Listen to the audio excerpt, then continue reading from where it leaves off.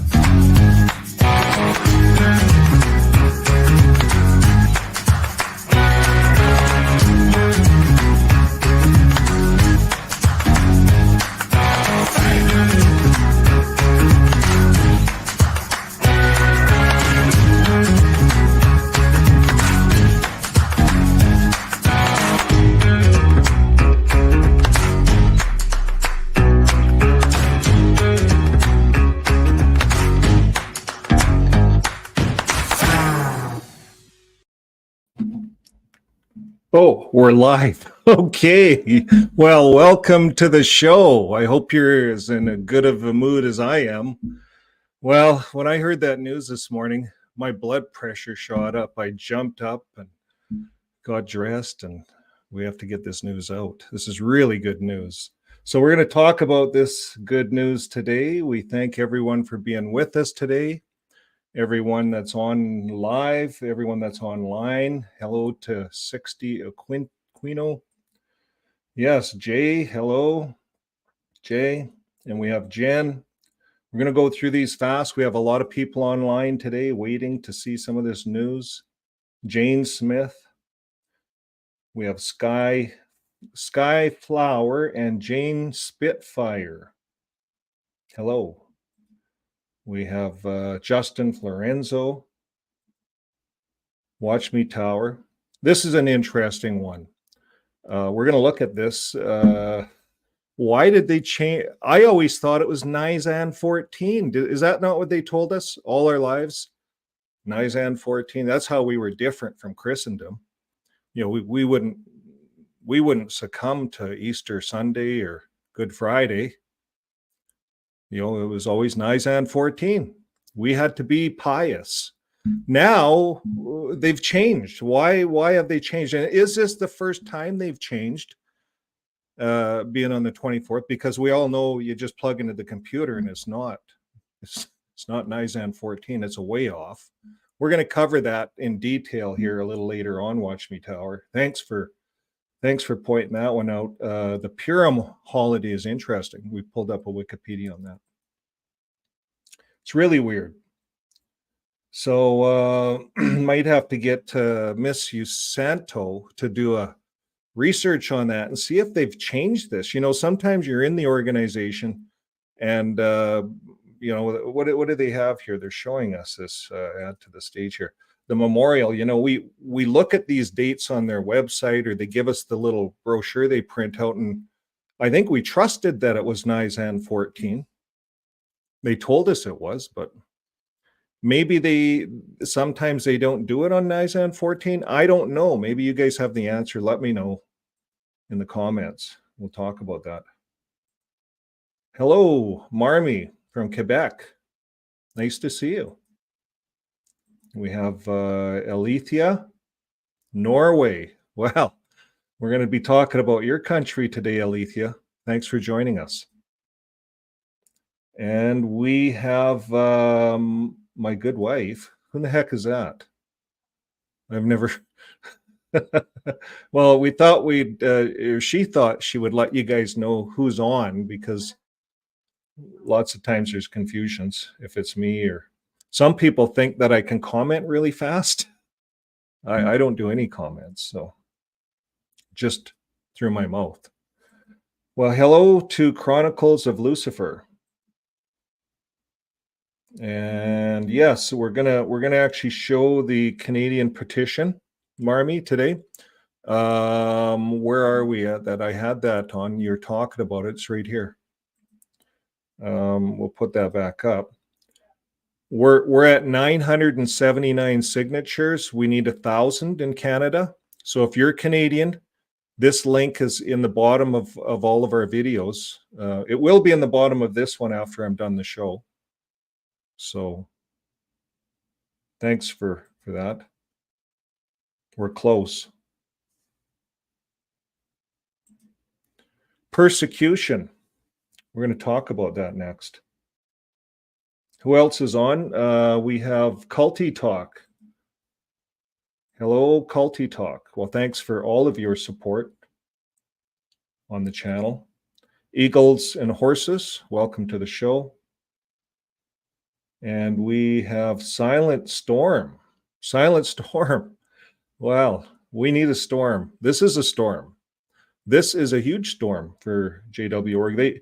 If you're in the org, you don't know it. You don't know any of this stuff that's going on. We're going to look at their website and what they say about Norway.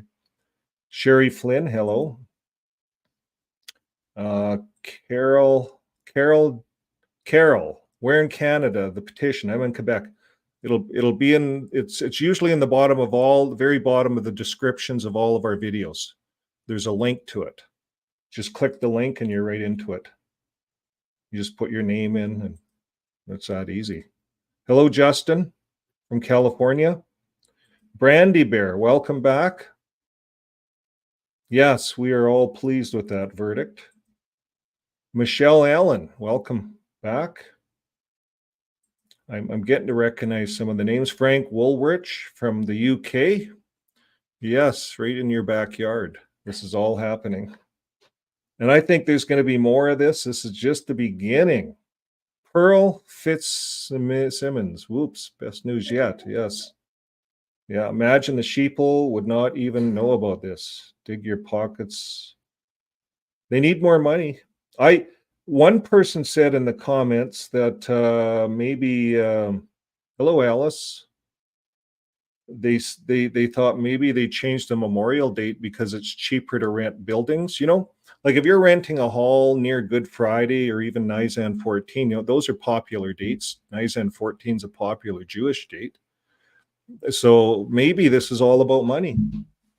Maybe they are going broke after paying all these legal bills. I don't know. They're in court everywhere. That's got to catch up to you. XJW MJ. Hello, MJ. Welcome back. And we had Blanica, and we had yes, welcome from Italy. That's great. Great to have everyone. We have Steam number 1. Stian number 1. She says, one memorial eons back was on April 2nd, but the astronomical full moon was the 4th. Go figure. So this isn't the first time then, maybe, that they do this. We're going to look at some weird stuff later. We Googled that date. Could be a number of reasons. Gail, welcome. First time. Welcome to the show. And we have Marmy. Okay, Stephen, did we get you? Canadian, yes, sign the petition. Thank you for being with us. Yvonne, welcome back. And Uncle Jovan, hello there. Welcome to the show. Carol Paradise from Connecticut, welcome. And we have Tier 5, hello, and Virginia McAllister Evans from Hayward. So let's get down here. Leonardo, good evening. It's evening somewhere in the world. We know that. And we have Tanya. Yeah. Okay. So I think I'm getting to the love always wins. This is the one I like. Love, until next time, love always wins. I love it. I love your title. And keep up the good work. Spreading the love is what it's about. My good wife and I are talking about a love campaign this summer, maybe going across Canada, throwing a camper on a truck or getting a camper. Maybe we'll go in front of the assemblies and put up a sign, XJW friends, you know. Maybe a few of the friends along the way would join us. We're talking about this. I think it's good. And I think love is something that we got to talk about. JW Org will be talking a lot about love this summer. And this is going to be the theme, Jesus. It's all about Jesus this year. And are they turning kind of Jesus? Like Christendom kind of looks at the memorial. They celebrate the memorial. It's commemoration. So it's not about the date. It's about the commemoration. That's how Christendom looks at it. I think that's reasonable. No one gets hung up on the date. And they all do it on a Good Friday and a Easter Sunday. Is JW Org moving in that direction? Who knows? Who knows? But love always wins, for sure. Big Brother, thank you. Renting places for the memorial is done because the Kingdom Halls couldn't host so many people at once, at least where I am. They had to do that where I was a couple of times over the years. Yeah, it's interesting. Hello, Mel. Do I have that right? Melorate with Nate. That rhymes. Carol, we said hi, I think. Here's another one, MSQ. Howdy, welcome. And I think we're going to start here pretty quick. So if you haven't gotten your name in, do it right now. Hello, yes, from Norway, and you're from Oregon, Mr. Nocasio. Welcome to the show. Shack Composer, I'm just going down my stream here. Okay, I think we're good. I think we're going to get rolling here. Here we go, Tier 5. Hello. Okay, welcome everyone. If I missed your name, later on in the show, we'll have a break and I'll get your name if you want to come online and chat with everyone. Let them know who you are. And that's part of what this is all about. This is the XJW community. We promote XJW Friends on Wednesday nights with Fran and Joe. That's where you can come right online and talk. And they're building a community. There's quite a large community getting built. And it's necessary. Why? Because of the shunning. The shunning. There's so many lonely people. We're going to talk about that later in the show. The mental health, the problems this creates within us as XJWs, the loneliness. So these channels really help us to get through that. Now, I wanted to talk about a lot of the, in being conscientious about the Jehovah's Witnesses and how they feel, because I was one too. So I always try to imagine if I was in the Kingdom Hall and fully kind of immersed, how I would be feeling. I guess we would kind of listen to what we'd call it the society says, So we go online. We're going to look at what they say. They don't say much about this stuff, I'll tell you. But at the end of the day, what they're talking about in court is they're talking about them being persecuted. That's how they're pitching this to the court systems, that this is another form of persecution. So let's look at this. Persecution. You guys want to see it? It's right out of the dictionary. I'll read it to you. Hostility and ill treatment, especially on the basis of ethnicity, religion, or sexual orientation, or political beliefs. So it's ill treatment based on those. That's persecution. Persistent annoyance or harassment, his persecution at the hands of other students. So persistence, annoyance, or harassment. Persecution.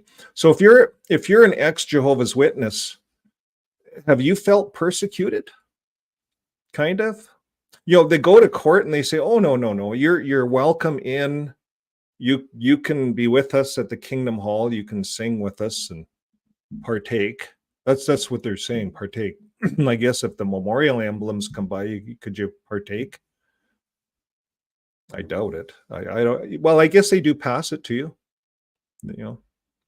But persecution. So ex-Jehovah's Witnesses are persecuted because what they do is they create a bubble. So you get into the organization, you're in this bubble in the organization. No one can talk to you. no one's even going to say hi. I was disfellowshipped once, long ago, in the early, mid 80s, maybe 84, maybe 1984. For 6 months, I was just baptized, got this fellowship, but you're in this bubble. It hasn't changed, and no one talks to you. It's really weird. I was just kind of in it and got disfellowshipped, and I was going to quit, but my wife at the time wanted to stay being in it, so I did all those years. But you know why it was a good thing? Because if I didn't, I couldn't be doing what I'm doing now. And right now we're helping thousands of people. We're going to continue to help thousands of people that are being persecuted by this evil shunning policy. And that's why we have, I'll just show you what we have here. We have this theme we've been running this year, Shun No More 2024. So that's a theme we've been running. It's kind of like our year's text, if you want to call it that. So we'll be continuing with that throughout the year. But today we are talking about Norway. So Norway is about shunning. That was the thing, exclusion, the exclusion policy. That's what Norway was concerned about. And they said, you know, for religions to be charitable, which means that we're going to give you money. That's what this is about, folks. It's about money. So if you lose your charity, you lose your money from the government. And the government believes, most governments, and it would be interesting to see what the Canadian government pays Jehovah's Witnesses. We don't know those numbers. I've been looking for them. What the US government, the different states, what kind of money do they get being a charity? I know up in here in Canada, I Googled it, and there's a whole Jehovah's Witness building thing. Every time they build a new building, the charity commission pays them a bunch of money. And what is that charity commission? Well, a lot of the money comes from the bingos and the lottery funds. So is it evil money? Well, that's where the money's coming from, but I don't think they care. Jehovah's Witnesses, JW.org has investments into bombs and warplanes and all kinds of stuff. We covered that on some of our videos. A lot of you guys know that. They claim, well, it's a gift. It's a Henrietta fund. It's a gift that was given to us. But would you guys want a gift where you're tied to armaments and war weapons? Wouldn't you just get rid of the gift? You see, they can't get rid of it because it's money. You see, they're Babylon the Great. They're tied in with the business part of it. And that's what we're finding out. They're persecuting the ex-Jehovah's Witnesses because we are exposing them. We're being persecuted. So when you come into the Kingdom Hall, you're in a bubble. You can't talk to anybody. You're all alone. And as a result, lots of mental health, lots of suicide, lots of depression. This is costing the governments and the societies too much money because they have to come in and repair this and do mental health on it. So there's all kinds of studies. We're going to look at that. Now, we're going to move into the next word is prosecution. You see, what we're talking about here, folks, is prosecution. It's not persecution. You see, Jehovah's Witnesses are allowed to go to the Kingdom Hall. It's not Russia. It's nothing like that. What's happening in Norway is prosecution. And it's not prosecution, it's defense. They defended their stand. But I want to talk about the word prosecution because it sounds like persecution. I want to talk. So we talked about persecution. They're not being persecuted. The ex-Jehovah's Witnesses are. And that's why the courts got involved. The government got involved. So prosecution is the institution in the conducting of legal proceedings against someone in respect of a criminal charge. So CSA, it's being covered up within this organization. Shunning is against human rights. Ones have tried to bring this to Supreme Courts. Jehovah's Witnesses have a lot of lawyers. We're going to look at this guy here, Brumley, later on, after we cover Norway. But Philip Brumley sustained effort to deceive. He was charged over $150,000 in the Montana court for deceiving on a CSA abuse case, deceiving the courts. Why? Covering up CSA, big time. This religion's guilty. And this is what's being exposed all over the world. This lawyer, you don't see him. They talk so big about this guy. He was a hero. We're going to look at him a little bit. But there's prosecution. It was the ladies that were bringing this forth. It was CSA cases. They brought this forth, and their lawyer gets up, and the JW lawyer gets up and lies through his teeth. Same thing. So they did that in Canada here. They say when it comes to shunning and stuff like that, you can associate. You can come in and sing, and you can carry on. They're trying to they lie. It's just complete twisting and lying. So now we're going to move forward. JW.org, what are they saying here? I'm going to add this to the stage. This is what they're saying here on their website. It hasn't changed since 2023, January 11th. So this is really old. It's over a year old. They have not updated their people with anything new but this. So if you're a Jehovah's Witness, you're going to hear about this Norway stuff. It's all over Twitter. It's all over every communication platform on the earth. This Norway thing is huge. Huge for this organization. But the Jehovah's Witnesses are going to go on their website, and this is what's going to come up.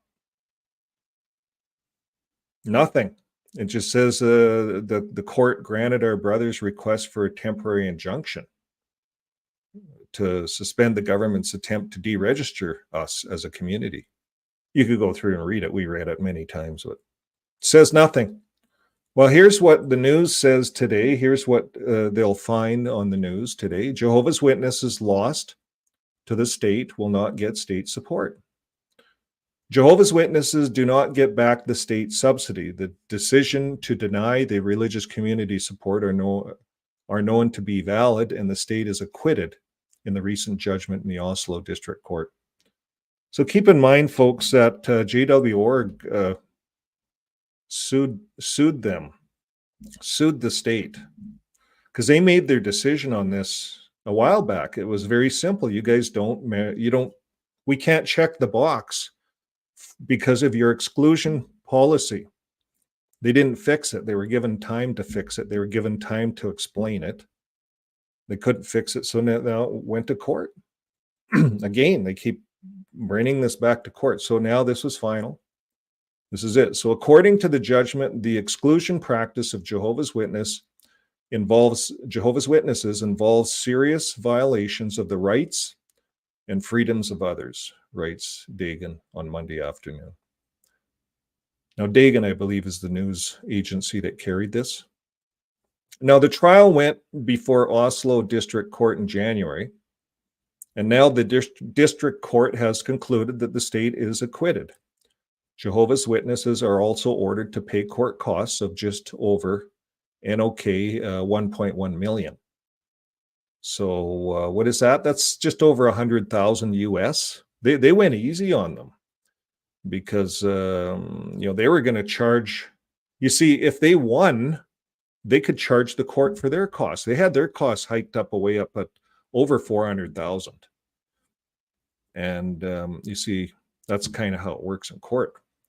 So they were called out. We actually covered an article on this where the court, they called them out. They said, your fees are way too high for this kind of a case. You're way overpriced. And the problem with these things, and it's good on Norway to call them out, is because once they get higher, then everyone else thinks they can increase it. Now, even in the US here and in Canada, you can't go see lawyers for 40 or 50 bucks. They want hundreds of dollars just to make an appointment. And sometimes they want retainers. Lawyers now want $5,000 sent over to them before they'll even sit down with you. You tell them your thing. Good lawyers, really good ones, expensive. So the trial went before the district court in January, and it's costing Jehovah's Witnesses 1.1 million. So that's on top of what they had to pay all their legal expenses. They're stuck with it. They lost. It was a bad decision to go ahead with this. It's just costing them more money. But I think they thought they were going to win, I guess. Someone must have thought they were going to win, convinced them. but they lost. So Jehovah's Witnesses filed a lawsuit against the state of Norway. This is back in when they started, after being deprived of the right to state subsidies and registration as a religious communities, rights to the Vartland. The Vartland's a news agency, I know that.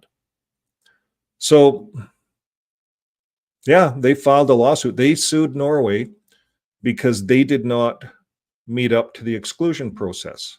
That was part of being a charity religion in that country.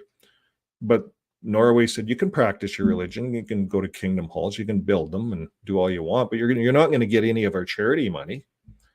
You can go door to door, you can do your street witnessing. You see, it's not like Russia. No one's going to jail for practicing religion. They're not getting in the way of freedom of religion. They're saying this exclusion practice doesn't conform to child welfare, to looking after children. It's quite simple. So Jehovah's Witness lawyers should have figured this out in the beginning. These are the laws. These are the rules. Are you going to tell me that a religion's going to tell a government how to run their country? Because that's what Jehovah's Witnesses are getting away with by lying in court. We've seen that in Canada here with Wall. Wall took him to court, to Supreme Court. He won the first time, but then JWR granted up the ladder to Supreme Court. And they lied in court. That's how they won. Now, Jehovah's Witnesses filed lawsuit against the state of Norway after being deprived of the right to state subsidies. Last year, it became known that the religious community will lose both state subsidy for 2021 and the registration as a religious community. Jehovah's Witnesses disagree with the decision and have filed a lawsuit against the state. And we're talking about what's happened, this is a recapture of what's been taking place here. A lot of lawsuits, a lot of courts. So the decision has also been upheld for the rejection of the state's aid in 22 and 23. And the demand for subsequent payment of the total grant of NOK 35 million was also rejected by the court. Now, how much dollars is 35 million? Do I have that up? I think I have that here. Let me see. There it is. 35 million. That's not US, right? That's NOK. That's Norwegian dollars. So it's about 3.314 million United States dollars. That's how much that is, 3.3 million. So yeah, if you put a decimal between the 3 and the 5 million, that would be about US. Because the 1.1 million that they have to pay that to cover the court costs that they lost in court. That's about a little over 100,000 US. So it just keeps adding up. They lost this 3.3 million. I guess that's what they went to court for in the first place. They demanded that. So it's like I break the speed limit, right? I'm breaking the speed limit. They pull me over and say, I'm really breaking it bad, and I lose my license.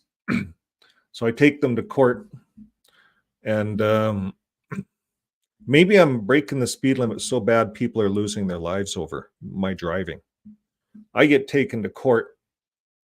I lose my right to drive. That's what's happened here. Jehovah's Witness religion is costing people's lives with their blood doctrine. That's a terrible thing, that one. We've had so many videos on it. There's no biblical basis for it. They keep pushing it. We're going to talk about that a little later on. So, it's like you're breaking the speed limit, killing people, and you go to court and you demand for your license back. I'm demanding it. I'm going to sue you guys for my license back. I'm going to sue the province because I need that vehicle. That vehicle is how I make money. You see, this is how they make money, Well, they get free money from the states. Maybe the vehicle thing's not a good illustration, but anyways, you get the point. These guys are suing the state, demanding for their payment for their 35 million. So they've lost that for what? That's 3 years. 21, 22, 23. It's gone. 24, that's gone. No more. so they don't get no more free money in Norway. The reason for the revocation of the state subsidy is that the Ministry of Children, here it is, the Ministry of Children and Families and the state administrator believe that the exclusion practice of Jehovah's Witnesses involves negative social control and prevents free expression from the religious community. Right on. That's it, folks. That's it in a nutshell. That's the whole program all over the earth. This is the problem. And that's why we go back to Shun No More 2024. Not that we're going to go out and protest that. I don't think I would use that in front of a protest, Shun No More 2024. It's pretty kind of direct, eh? But it's a good yearly text, I think, for the world. Not only ex-Jehovah's Witnesses, this is for the Ministry of Children and Families, state administrators, the governments. You see, it's the governments that are stuck with the bill, fixing people when they're broken. People get out of that religion, they're broken, they're alone. The governments end up fixing it. So why are we subsidizing a religion that cost us money? They don't help the poor. No one's out on the corners handing blankets and food packages out to the poor. There's no Jehovah's Witnesses that do that. They just hand out literature, business cards now to their website. Now, through the guidelines and practices for exclusion, Jehovah's Witnesses encourage members who are ostracized or withdraw, so that with few exceptions, they are exposed to social isolation from those remaining in the religious community, concludes the judge. So let's read that again. The Jehovah's Witnesses have, the reason for this is the negative social control over its people, prevents free expression from the religious community, right? So you can't, once you're shunned, you can't go in and visit anybody. You can't talk to anybody. You're done. You're ostracized. If we're online doing this, we're called the devil. They call us the devil's agents. It's harsh to be called that. You're just trying to help people like yourself that got out, that were lonely. So we build these channels up and we offer a measure of relief for some people, but we're called the devil for that. So this is why this is happening, folks, all over this is going to happen all over the world if they don't fix their religion. This is a warning. Through the guidelines, practices for exclusion, Jehovah's Witnesses encourage members who are ostracized or withdraw, so that with few exceptions, they are exposed to social isolation from those remaining in the religious community. That's a fact. Social isolation. Got to wet my tongue here. Excuse me. Okay. Well, that's it. End of article. That's it. We have other stuff though. Okay, so who's all on? We have Dan D. Did we say hi? Yeah, Goat-like. We like him. He's and I like how Goat-like does his convention stuff. There's a lot of love on there, and that's what we're trying to get out, I think, on this channel is, what else do you have to do if you can't live your life with love? So that's part of it, helping our neighbors, XJW. I'm going to talk about that a little later.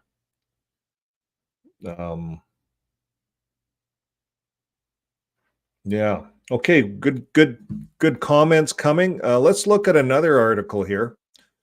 Now, do you know who started the whole thing in Norway? Who was the really brave one? We're going to look at these guys, a couple of them here. There, I'll go with that screen. This fella here is Rolf Feruli. Rolf Feruli. Many of you probably know him or heard of him. There, that's blowing it up a little bit there. So here's Rolf Feruli, a really nice guy. I think he's written a book. I think he has a book. Okay, so excluded. So Rolf Ferruli was excluded from Jehovah's Witnesses after criticizing the leadership. He testified against his former religious community during the trial in January this year. So Rolf was part of it. He was there. So we want to thank Rolf for all his hard work, because this is what it takes to get these things going. And I don't think Rolf did anything wrong. We did a story on Rolf and a while ago. I'll see if I can clip that in somehow. Now, in the trial between Jehovah's Witnesses and the state, the witnesses' treatment of excluded and deregistered members was a central issue. The Jehovah's Witness justification for such treatment is 2 Bible passages, one of which is John's 2nd letter, verse 10 to 11, and it says, "If anyone comes to you and does not preach this doctrine, do not receive him into your home and do not greet him, for whoever greets him becomes complicit in the evil he does." And according to John verse 7, these admonitions apply to those called seducers and the Antichrist, those who do not confess that Jesus Christ has come in flesh and blood. In the Jehovah's Witness own magazine, Watchtower, from the 15th of September 1986, it is admitted that the quote applies precisely to those who are referred to as the Antichrist. And furthermore, as it's stated in the article on their website, jw.org, that these were Gnostics. How then can this quote be applied to the excluded when the words refer to those who are called the Antichrist? Is like the Antichrist?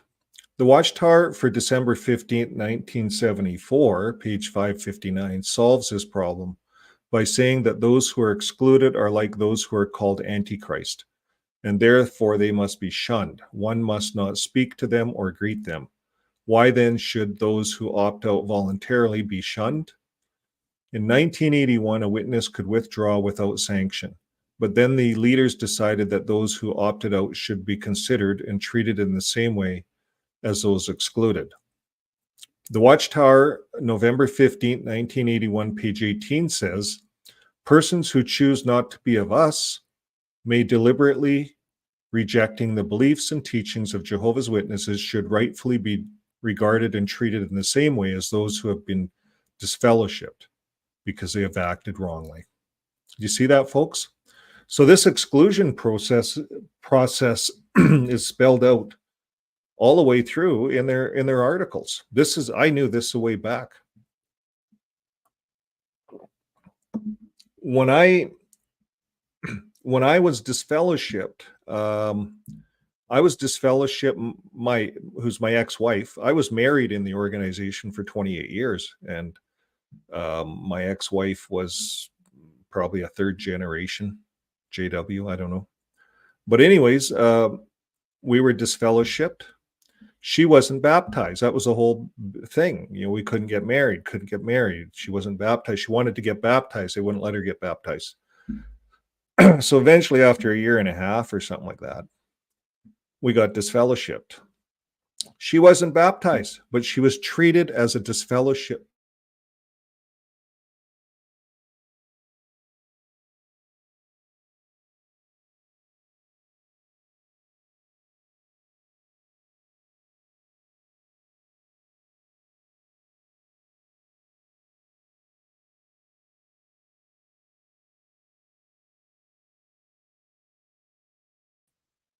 Huh. Do you guys hear me? I lost my screen. My entire screen went out. I don't know what happened. Okay, can everyone hear me? Am I back on? There was a blip here. My StreamYard went down and then I had to reload it. So yeah, you guys can hear me. Okay, I'll carry on. So on this article here, Rolf's article, Ferruli, it says until 1981, a witness could withdraw without sanction. But then the leaders decided that those who opted out should be considered treated the same way. We covered that. I gave you my story.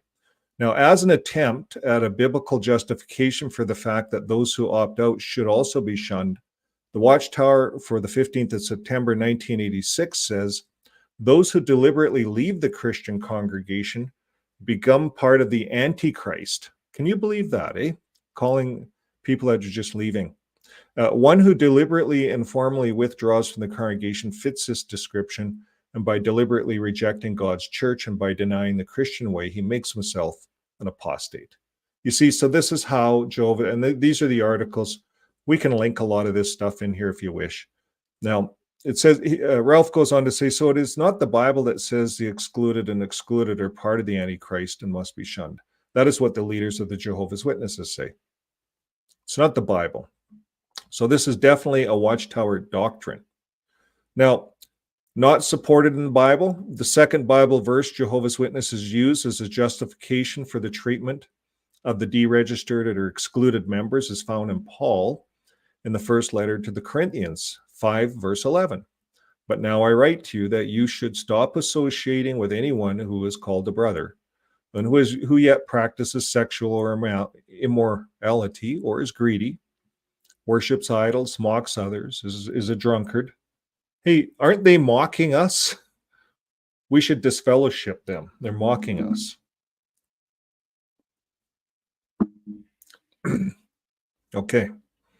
So Paul, practices, mocks us. This is Paul talking, who is a drunkard, extorts money from others. Aren't they extorting money from others? J.W. Org, like they're asking for money left and right. Yeah, I think it's extortion, because your money's just going to pay their legal bills. It's not going for humanitarian needs. You shall not even eat with such a person. 1 Corinthians 5:11. So the important expression here is cease to associate, which is translated from the Greek word. I'm not even going to try to say that, but it means to mix together, this Greek word.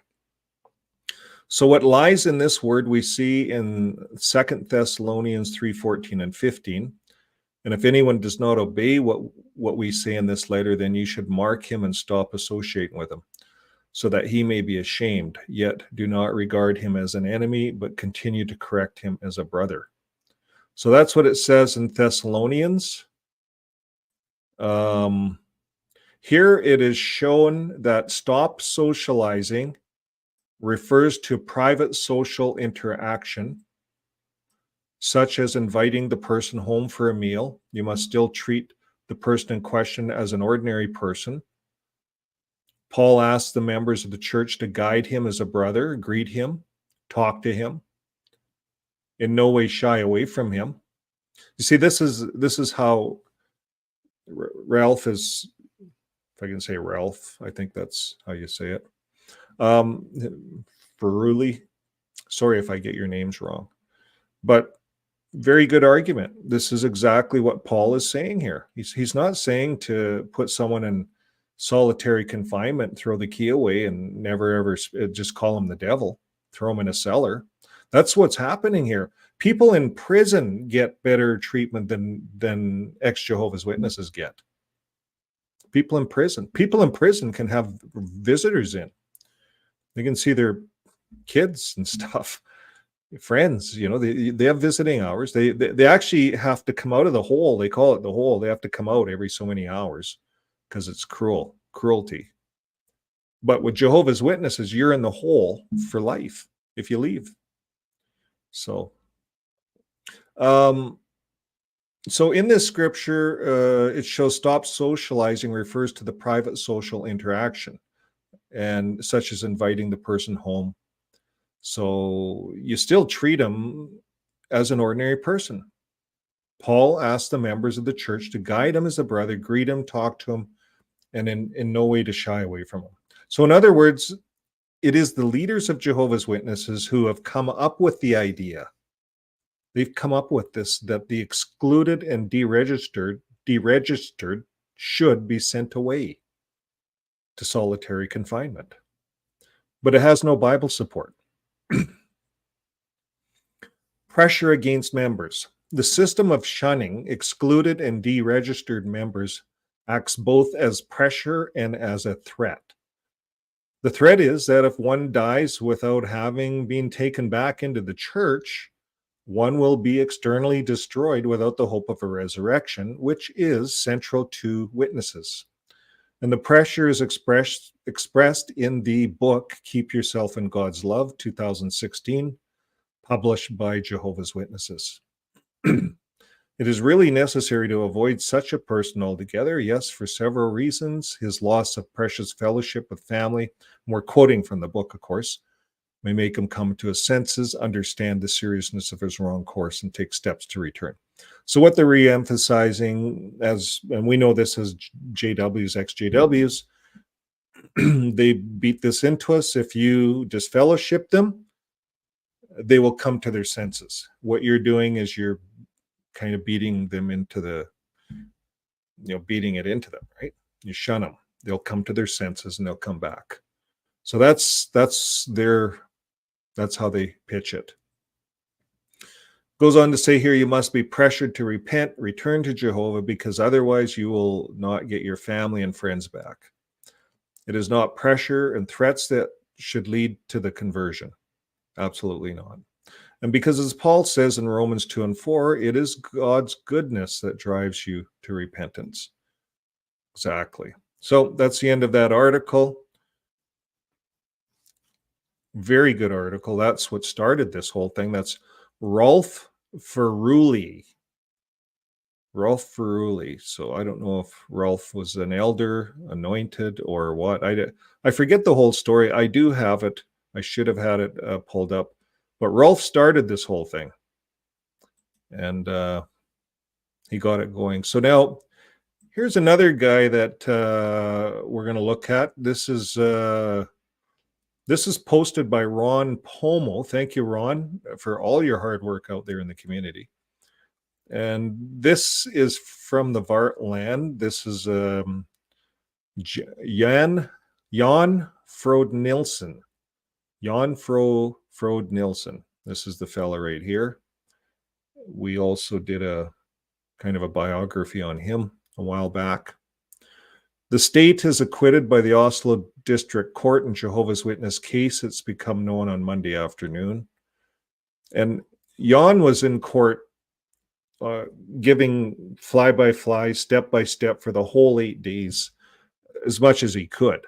Some of the court stuff, they weren't allowed to actually put out. Some of it was private. But he's really done a lot of work. There's a lot of hard work that a lot of these ex-Jehovah's Witnesses have put into this court case. People have had to drive long distances, stay in hotels, great expense. So we all appreciate that in the world, all of us ex-Jehovah's Witnesses. So we want to give you guys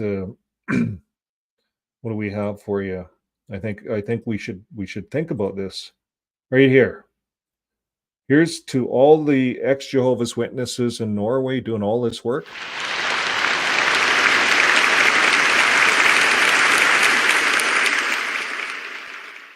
That's how we feel. That's how we feel about you guys. So thank you. Okay, we're going to read this article. Sorry, my throat is off and on here. I'll work through this. For us, it's he says it's an incredibly big relief. This is how Jan is, after the court case today. So just excuse me for a second. I'm going to clear my throat.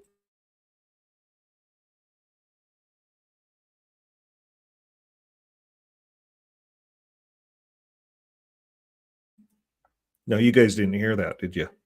Good, because I silenced it. Okay, so Jan says it's a big relief, and we've all been waiting.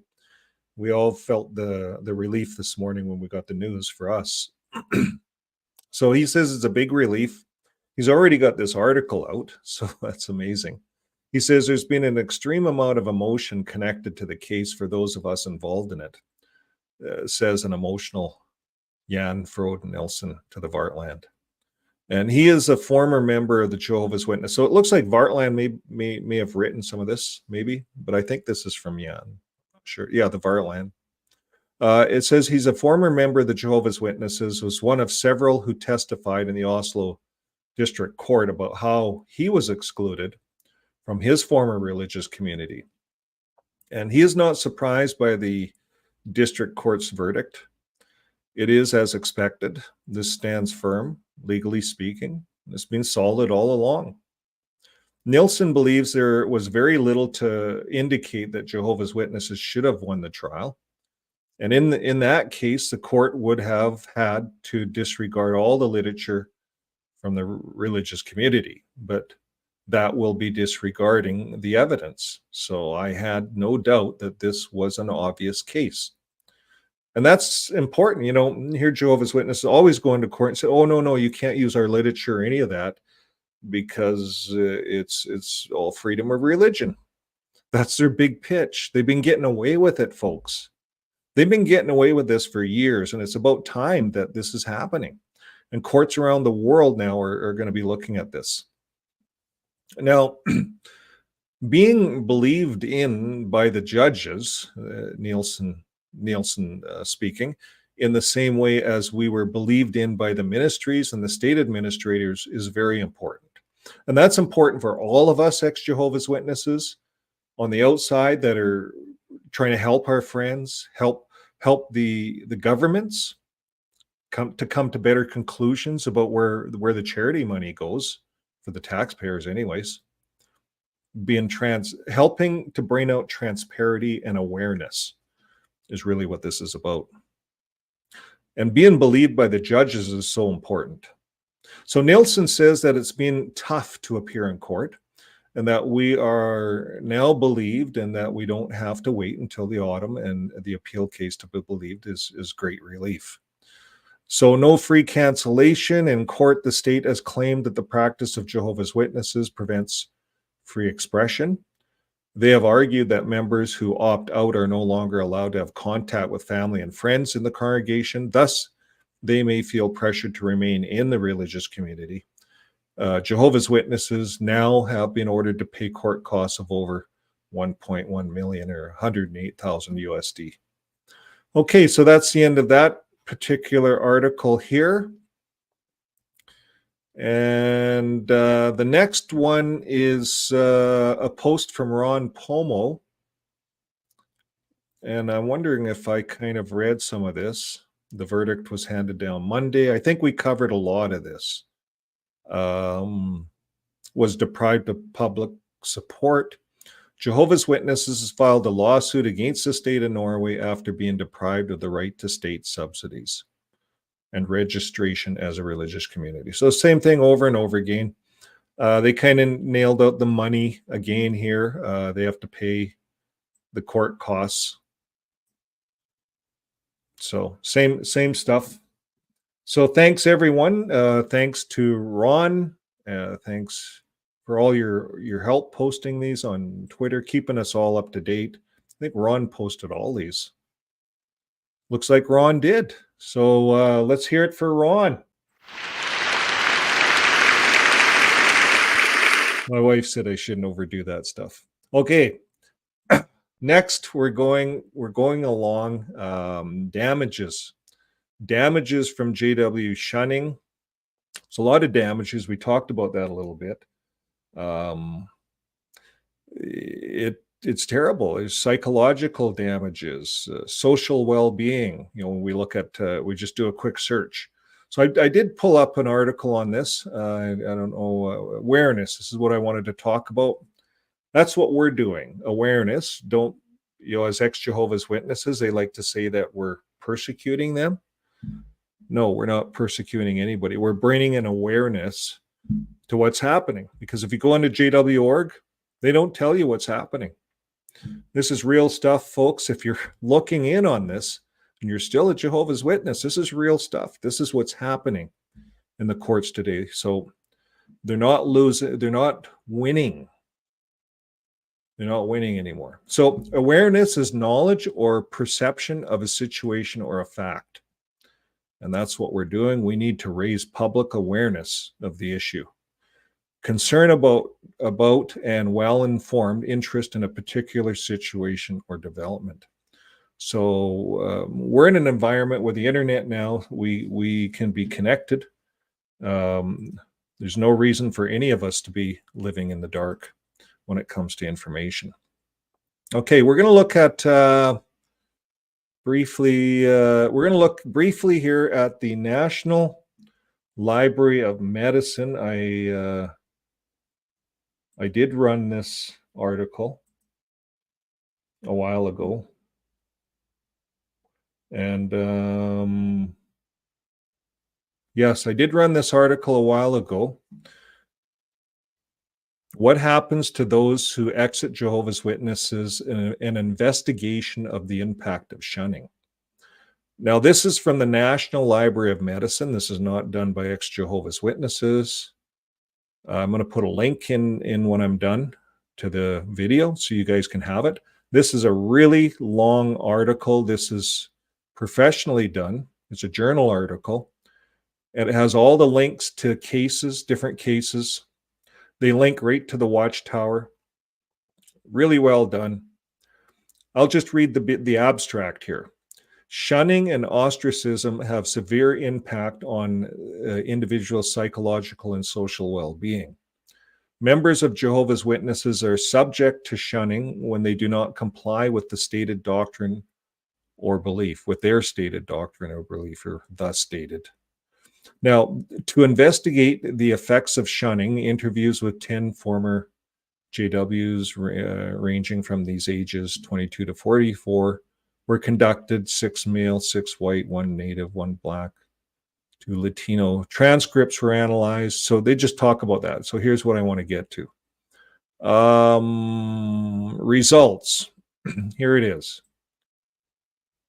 The results suggest shunning has a long-term detrimental effect on mental health, job possibilities, and life satisfaction. Have you experienced that, folks? I have.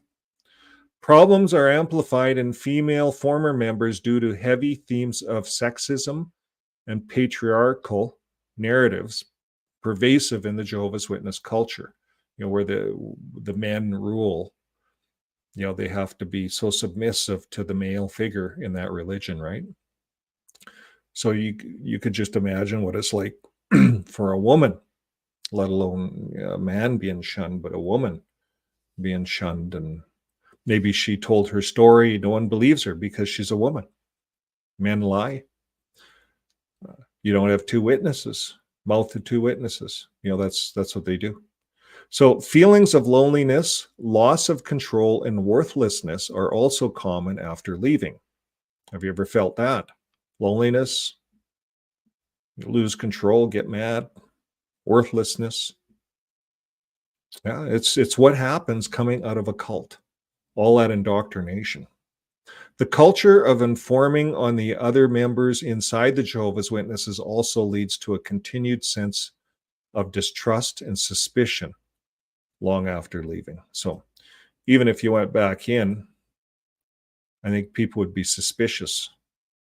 There's just that stigma. Oh, he was an apostate. Could you imagine going back to that religion? Oh yeah, he came back, but he's a former apostate. Don't tell anybody. That's kind of how it goes. Now, I'm going to show you how I'm just scrolling down page after page. These are all different interviews, different situations. They talk about the method, JW belief, the loss of community after shunning, have a similar structure to the key motives and profiles of perpetrators of familicide. So familicide, however, is a rare occurrence. The structure of the JW religion and belief system may have potentially poor psychological outcomes. We talked about this on another video, this familicide, families killing their family members because they might make it at Armageddon. So they're talking about all the studies. I'm going to go all the way back down to the bottom. Yeah, the conclusion. Okay.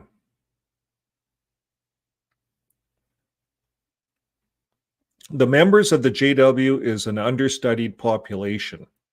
giving it reported 8 million members around the globe. Further examination of the effects of the policies and the beliefs on the individuals would be beneficial.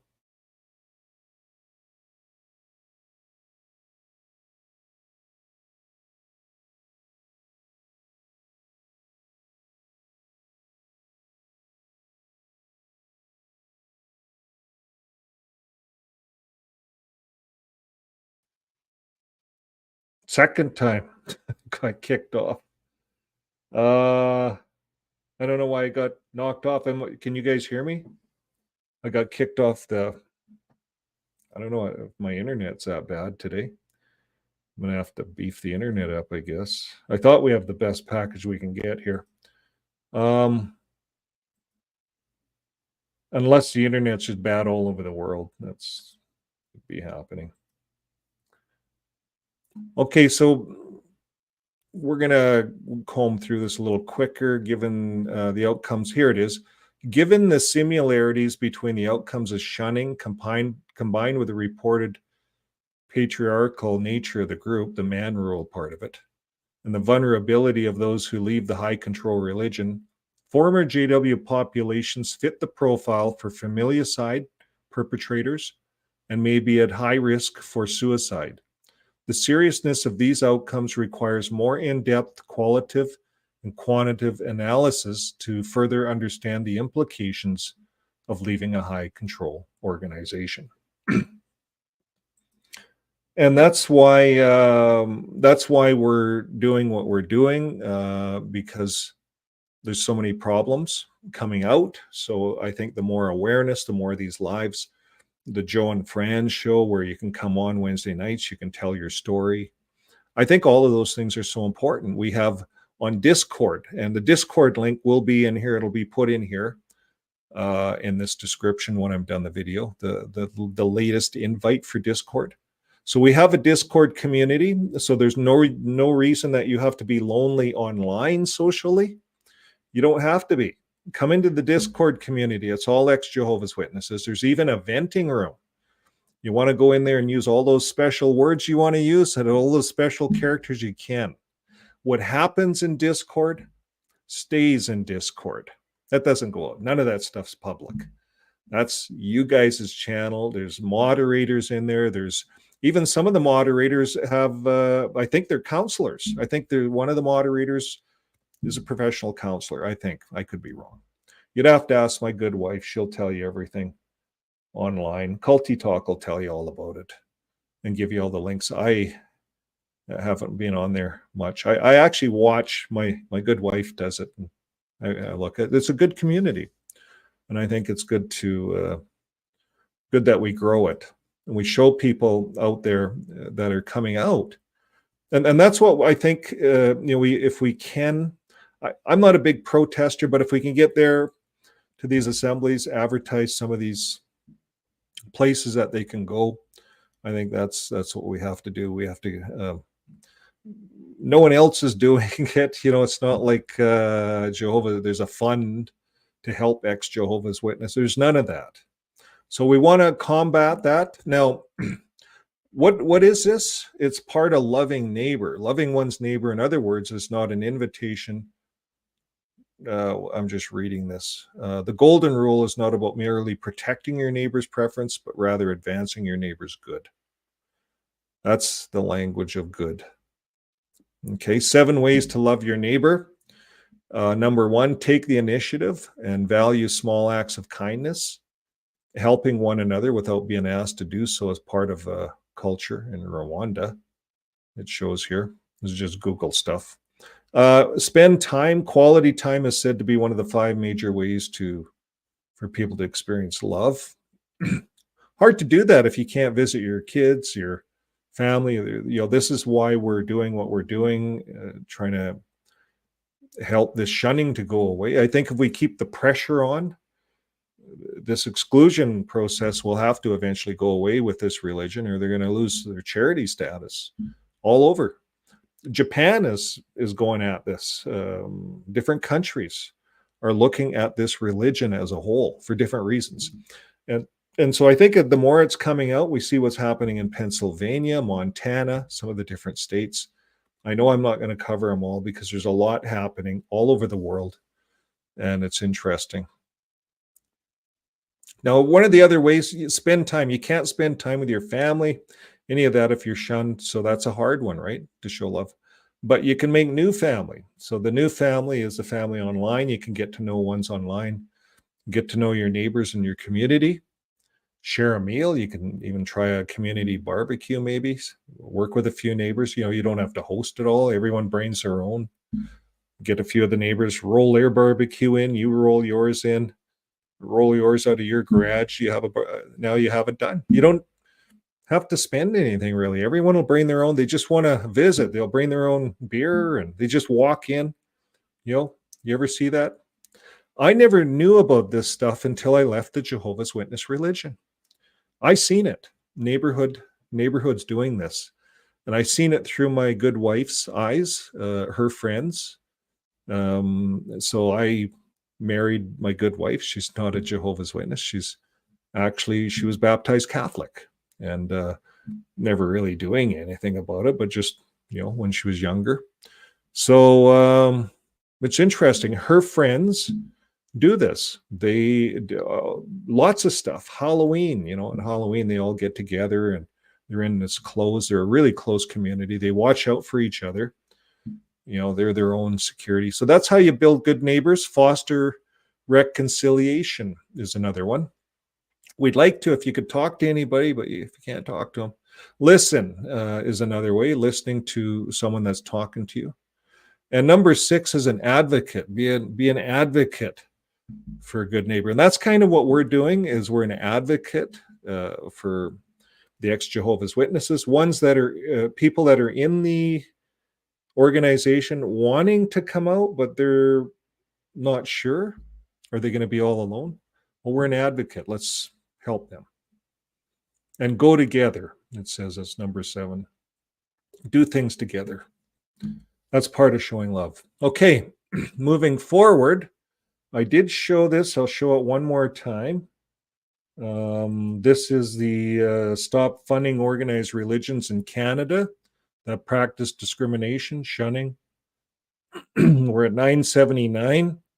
Once we're at 1,000, we can take this to our parliament here in Canada. So we'll put a link to that in the description below as well. And the next part, we're going to talk a little bit about Philip Brumley. Philip Brumley is a Jehovah's Witness lawyer, in case you don't know about it. We talked about him at the outset if you're online. He's the Jehovah's Witness lawyer that got charged in Montana for deceiving the court, $153,000. He's a witch hunter. Here's what he was doing. This is off of JW Avoid JW. They keep track of all this stuff. I don't know how they do it, but they do. They have everything here. This guy is chasing all of the ex-Jehovah's Witnesses. He was chasing Avoid JW. This guy, Kevin McPhee, is in here. This guy's a witch hunter. Look at all the people he's going after in our communities. All the ex-Jehovah's Witnesses, just going hard on them. The apostates, they call them, the devil. They're just going to go, look at all the money. All of these cases cost the organization money, lawsuits, JW apostate motion to quash. If you can look at all of these, you can see all of the lawsuits here on Avoid JW. I wanted to show you that. The grand finale, Watchtower versus Truth and Transparency Foundation.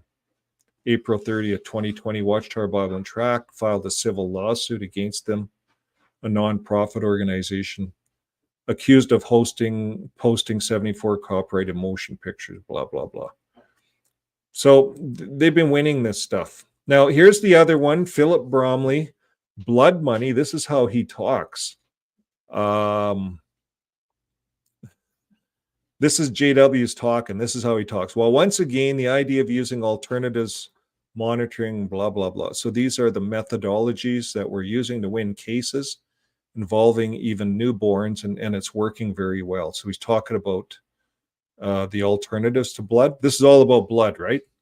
Bromley, he's fighting all these blood cases. He says, typically we do lose cases from time to time involving children. So in spite of the advances we're making using alternatives, How are we going to stop these court orders to transfuse newborns or children? Brumley, the lawyer. Well, the publishing committee approved our initiating about a dozen cases for money, damage suits.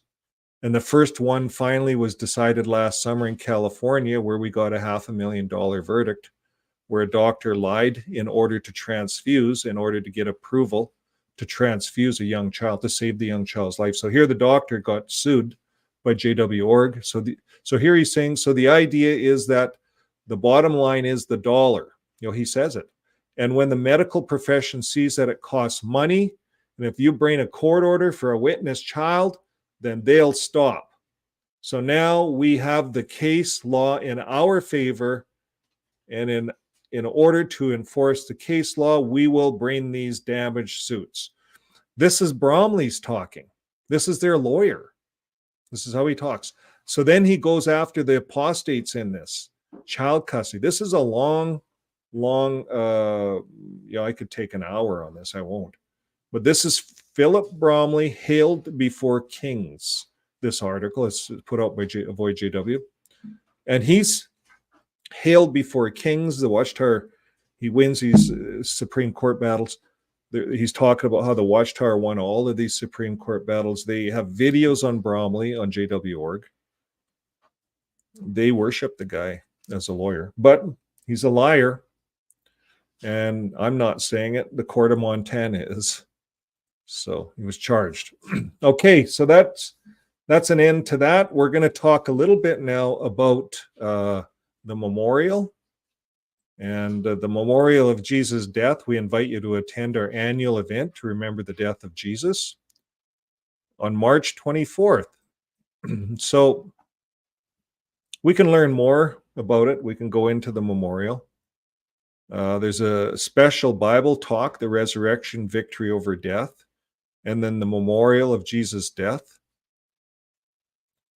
Now, the special talk is given on a weekend shortly before the memorial. Now, I thought, maybe I'm wrong, but I always thought the special talk was the weekend after the memorial. Tell me in the comments if I'm wrong. This is what it's before. I could add that wrong, I guess. And this is their invite. It just shows will collections. There's no collection, but they do have collection boxes. All Kingdom Halls have collection boxes at the back. People put in their money there. They get a lot of people, a lot of extra people, a lot of people stand sometimes. But here's the future memorial observances. So here it is, 2024. So I was just looking at this. Well, Nisan 14, it's the 22nd of April, according to Google. March, April. Like that's like a month off, isn't it? Okay, well, let's look here. On the 25th, it seems to be right. It's April 12th. See it for the 25th there? You guys see that? So that's for next year. It seems to be the right date. Okay. Well, what about for 2026, Thursday, April 2nd? What do I have there? 2026, it's April 1st. So apparently I just plugged it into Google. It's April 1st is their day out. But this doesn't make sense to me because what is this? No collections. Here it is. Date and time. So this is why do Jehovah's Witnesses observe the Lord's Supper differently from other religions? And this is why I thought after, we thought in there, they don't want to be like Christendom, right? They use a stake instead of a cross for Jesus dying on, whether that should mean anything, but they want to be different rather than just commemorating it Good Friday or Easter Sunday, like every other religion does. But here's what they say. The pattern established by Jesus helps determine not only the frequency, but also the date and time of the memorial. He introduced the observance after sundown on Nisan 1433 CE, according to the Bible's lunar calendar.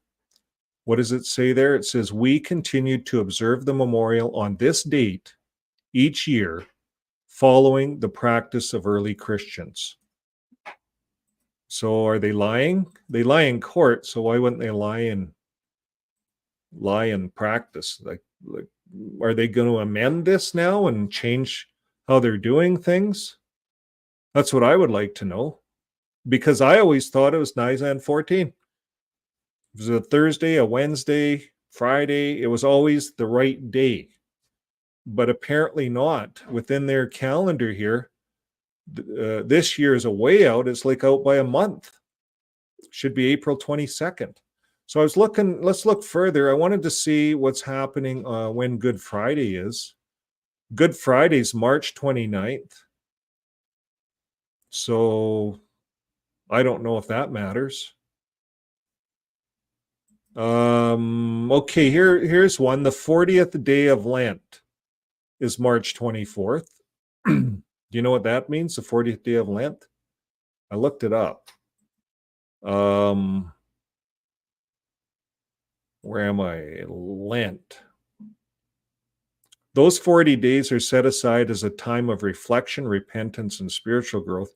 That's when 40 days are observed to represent the 40 days that Jesus spent in the desert, where he fasted and was tempted by the devil. At the end of the Jesus 40 days, this was when he started his public ministry.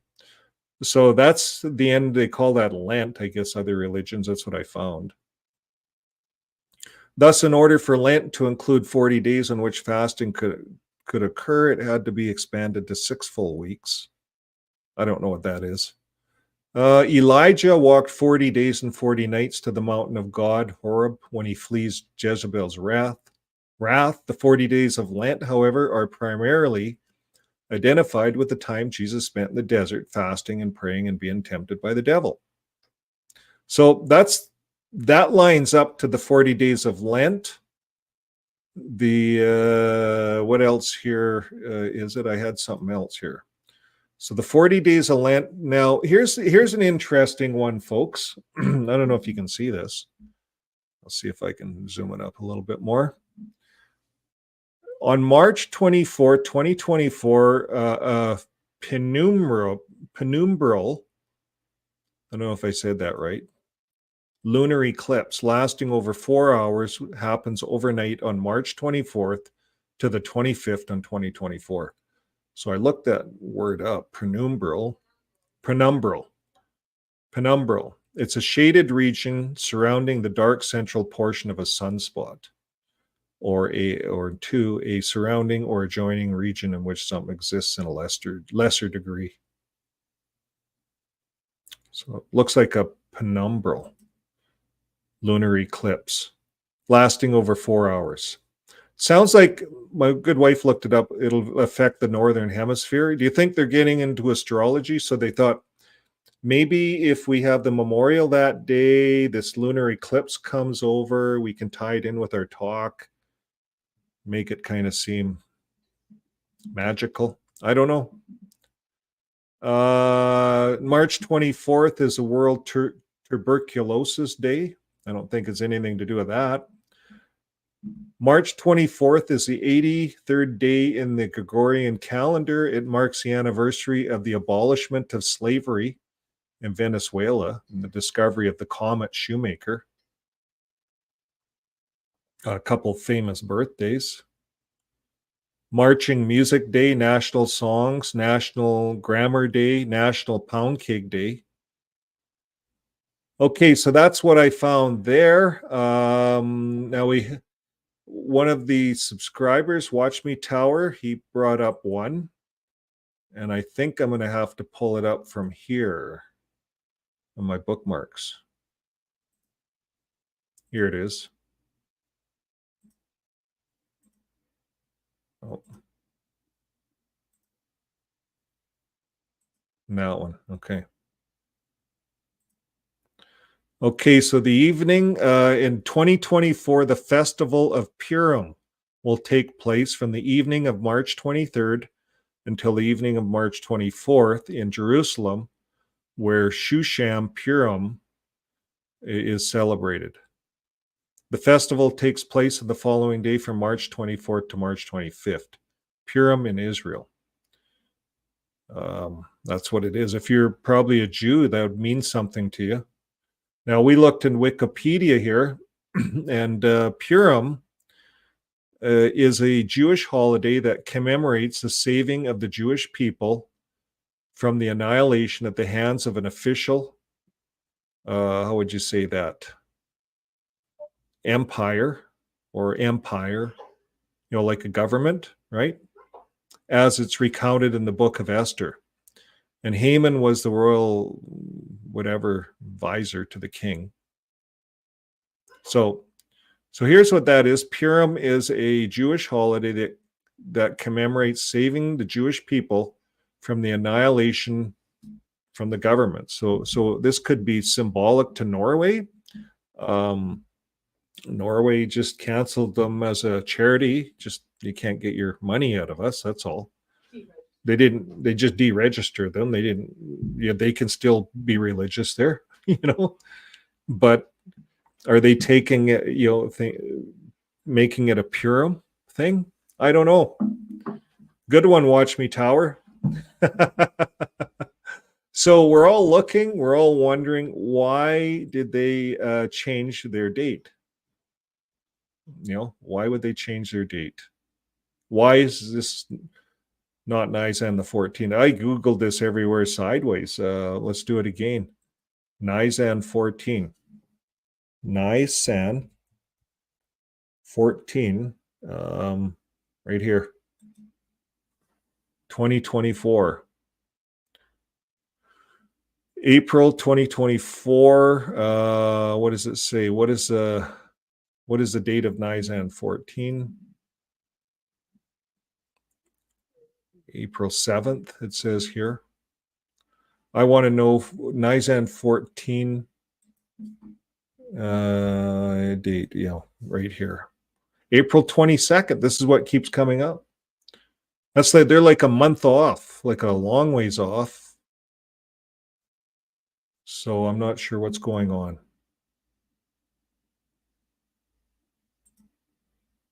Good Friday's March 29th. It's kind of close to that. Dale Lent, the eclipse, that's the eclipse here, the penumbral lunar eclipse. That's going to happen. Or could it be the time of reflection, repentance, and spiritual growth? It's kind of the time of Lent, time of repentance. That's what it means. Maybe they're going to repent. But why wouldn't you make that a different event? The Jews make these all different events, right? So this is confusing to a lot. I think this will be confusing to a lot of Jehovah's Witnesses out there. Okay. 587 map says maybe it's overlapping Nisan 14. So overlapping. That's an overlapping Nisan 14. Where's that one? Okay, well, that's about all we have today. We're going to look at some comments here. See what we have here. Jean says, so as far as I know, if an organization is spending public money or donations from the public, an account needs to be disclosed to the public. Does JW organization disclose her account to the public? No. They don't. Not in Canada. If we look in Canada here, I'll just plug it in for you. Transparency. What do they call that? That's called in Canada they call that JW, Jehovah's Witnesses.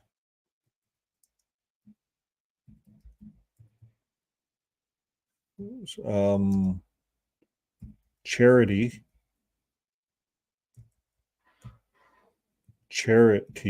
review. Jehovah's Witness charity review.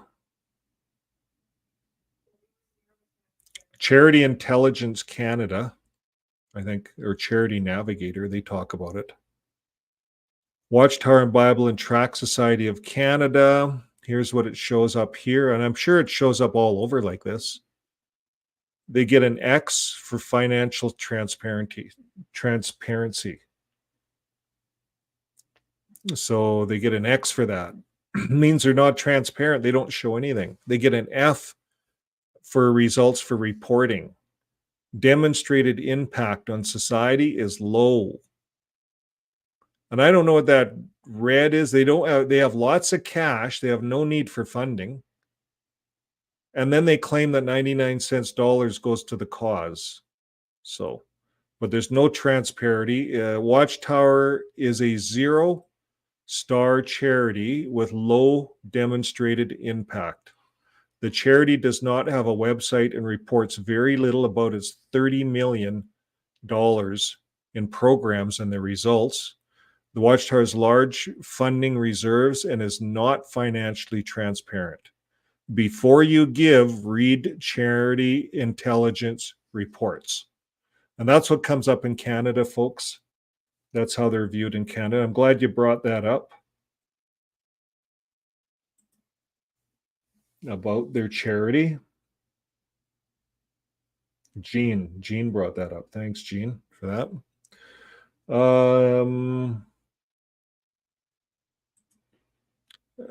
Yes, Cicely Ryan, your memory is correct, Vern, about the special talk, but they have changed it to before the memorial. So I wonder when they changed that. You see, we used to look forward to the special talks, thinking that, okay, there's going to be some new light even. When you were a Jehovah's Witness, when I was one anyways, I was always looking for new light. I don't know why, because new light would mean that they didn't get it right in the first place. You see, so they got everyone accustomed to looking for new light, going to these assemblies, and they changed their minds on things. So there's going to be new light, and this is exciting for Jehovah's people to get new light. That's how they look at it. Good point. Pasta Babe. So Pasta Babe says they haven't been getting the date right for years now. Because I thought I'm going back to 2012, back to the 80s, 90s, early 2000s. But I thought they were anal about that Nisan 14. We had so many articles on that. So the organization is changing then.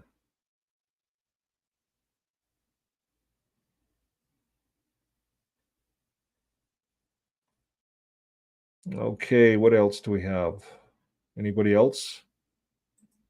Thank you for that, Gregorian Perry. We will use it to buy some coffee. Appreciate that.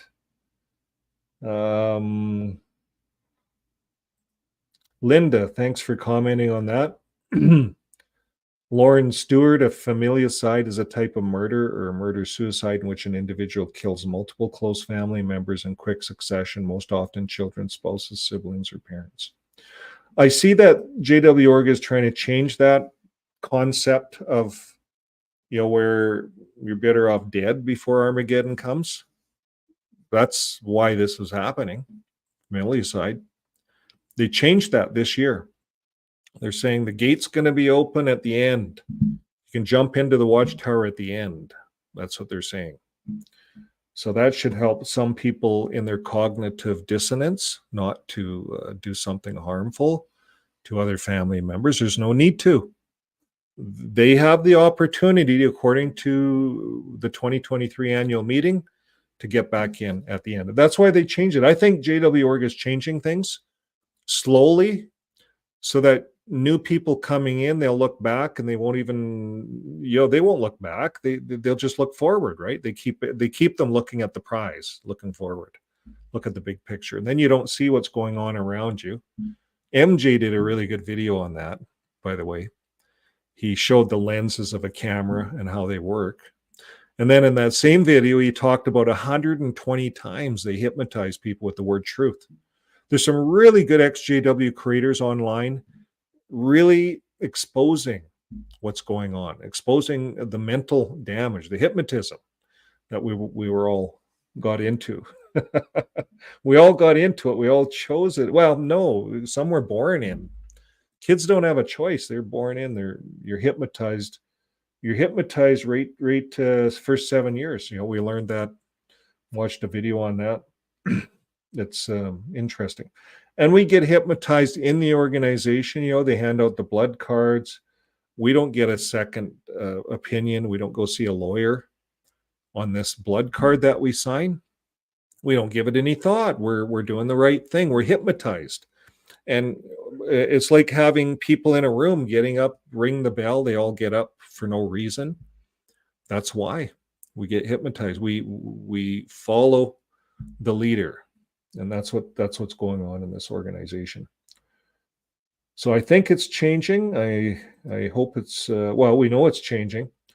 Shun No More 2024, I think by the end of the year, they're going to have to make some big decisions, JW.org, or they're going to lose other countries, charity status.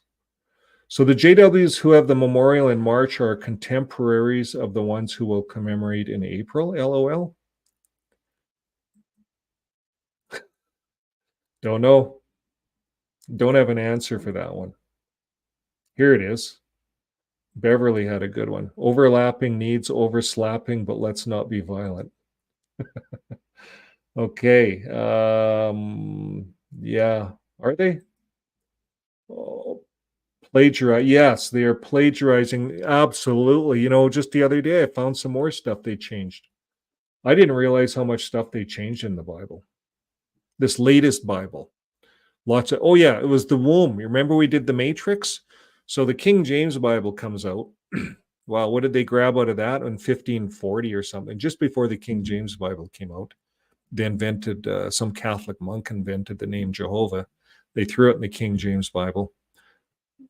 Rutherford or whoever grabbed onto that. We got to call our religion that. Such a beautiful name. We got to name the religion that. And once you name, it's like a business plan. You follow Jehovah. Jehovah's killed 25 million people.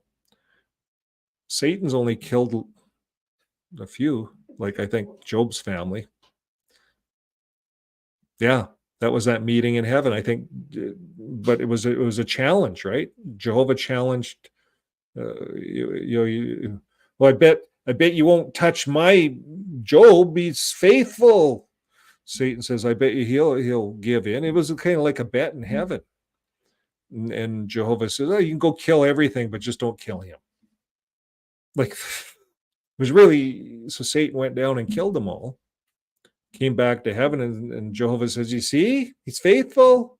Okay, let me go at him one more time. I want to inflict him. So he goes down and inflicts him with boils. And his wife came up to him, said, curse God and die. Just get this over with. And he sat there in the ashes and he was scraping these boils off in an ash pit. The lye off the ashes. It was fairly sterile. It was a good place to be in them days. You'd make soap out of lye, right? But his wife said, curse God and die. And Satan comes back up. I guess you win, Jehovah. I guess you win. I guess he'll have to get resurrected. Jesus will take care of it. He'll resurrect everyone I kill. That's kind of how I see it. I see Jehovah kills all these people, and then Jesus comes along and says, I'm going to have to resurrect them all, even the ones in Sodom. David Splain brought up, even the one Jesus brought up in Capernaum, Sodom and Gomorrah have a better chance than his hometown of Capernaum. He said that. David Splain brought that up. And that's why the Watchtower is taking a second look at this. Maybe we're looking at this through Jehovah's eyes. We should be looking at this through Jesus' eyes. So this summer, this year, Jehovah's Witnesses are going full hilt. Their assembly is going to be all about Jesus. We're going to be following it closely. In fact, we might be standing out at some assemblies all across Canada, hopefully. So that's the goal.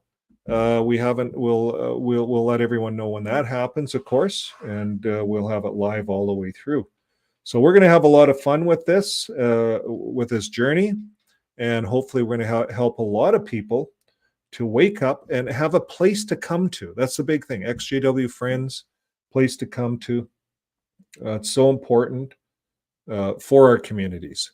So, folks, that brings an end to our program today. Thank you very much. You guys have been an excellent audience. 117 people on. I know we had 170 there at one time. It's probably our biggest live. So thanks again for being with us, and we look forward to the community, what's happening. Yvonne says Gene 10 in the UK copies of published accounts can be requested. They can charge admin fees, charity law. Company house should have accounts that can be accessed. Publisher accounts can be quite sparse. Well, thanks for providing that, Yvonne. We appreciate all the information that you guys are putting into the comments here. This really helps a lot of people. Anybody watching these videos coming up in a later date, they see all your comments. And I always think, maybe some government people like Norway, they could see what's going on in the JW community, check the comments out, and they get the other side of the story. And that's what we try to provide here, is the other side of the story. If you haven't subscribed, subscribe, support the channel. It helps grow the channel. We appreciate everything that you guys are doing, and we appreciate the community. Makes us feel like we're not alone. So until next time, keep living your day with love. Bye for now. Okay, we'll give you a little bit of a dance. I think it's time to party. Let's see if we can pull out the scotch. Here we go.